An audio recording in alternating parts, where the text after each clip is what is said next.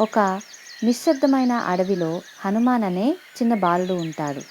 అప్పుడే నిద్రలేచిన హనుమాన్కి చాలా ఆకలిగా ఉంటుంది. అప్పుడు హనుమాన్ ఒక మంచి పండు తినడానికి చుట్టుపక్కల చూస్తూ ఉంటాడు. అబ్బా! నాకు చాలా ఆకలిగా ఉంది. ఈ అడవిలో ఒక పండు కూడా కనిపించట్లేదు. ఎలాగైనా నా ఆకలి తీర్చుకోవాలి. అప్పుడు హనుమాన్కి బంగారు కాంతితో మెరుస్తున్న సూర్యుడు కనిపిస్తాడు. అప్పుడు హనుమాన్ అది ఒక పెద్ద బంగారు పండు అని అనుకుంటాడు. హనుమాన్ దాన్ని పట్టుకోవడానికి ఆకాశంలోకి ఎగురుతాడు. అతను ప్రకాశించే సూర్యుడికి దగ్గరగా మరింత ఎత్తుకు ఎదుర్కొంటూ వెళ్తున్నాడు. స్వర్గంలో ఉన్న దేవతలు హనుమాన్ పైకి ఎగురుతున్నట్లు చూస్తారు. అసలు ఈ బాలుడు ఏం చేస్తున్నాడు? సూర్యుని గని తినేశాడు అంటే లోకమంతా చీకటి అయిపోతుంది. ఓ ఇంద్రదేవా, నువ్వే రక్షించాలి. దేవతల రాజు ఇంద్రుడు హనుమాన్ సూర్యుడిని తినడానికి ప్రయత్నిస్తున్నాడని అనుకుంటాడు.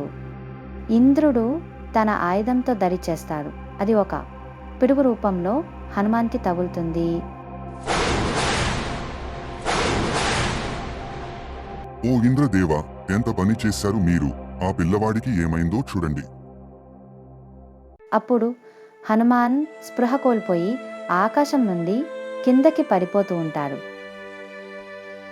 హనుమాన్ తండ్రి వాయుదేవుడు కింద పడుతున్న హనుమాన్ని పట్టుకుంటాడు. తన కుమారుడు మీద దాడి చేసినందుకు కోపంతో వాయువు గాలి మొత్తాన్ని ఆపాడు. అప్పుడు ప్రపంచం నిశ్శబ్దంగా అయిపోయింది. దేవతలు అందరూ వచ్చి శాంతిని నెలకొల్పడానికి మరియు హనుమంతుడిని మేల్కోవడానికి తమ శక్తులతో ఆశీర్వదిస్తారు. అప్పుడు హనుమంతుడు మేల్కొంటాడు. దాని వలన హనుమాన్కి మరిన్ని శక్తులు లభిస్తాయి. ఆ రోజు నుండి హనుమంతుడు ఒక శక్తివంతమైన మాయావీరుడుగా అవుతాడు. Wait your turn and you will see sweet rewards from every tree.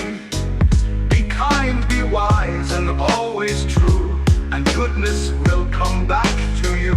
Wait your turn and you will see sweet rewards from every tree.